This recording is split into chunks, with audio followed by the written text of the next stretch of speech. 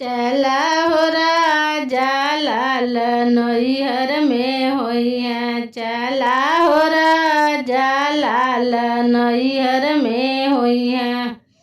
ससुरे में होइहा त सासने ग मंगिहा। चला हो राजा ने ग मम्मी के देहब। चला हो राजा ने ग मम्मी के देहब।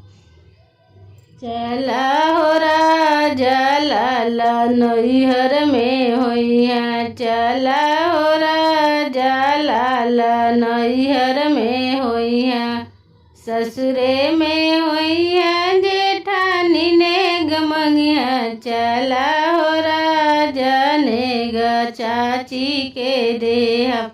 चला हो राजा ने ग चाची के देहब। चला हो राजा लाल नैहर में होइहा। चला हो राजा लाल नैहर में होइहा। ससुरे में होइहा देवरानी ने ग मंगिहा। चला हो राजा ने ग भाभी के देहब। चला हो राजा ने ग भाभी के देहब।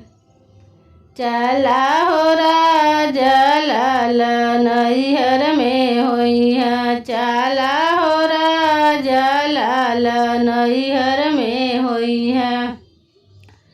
ससुरे में होइहा ननदी ने ग मंगिहा। ससुरे में होइहा ननद ने ग मंगिहा।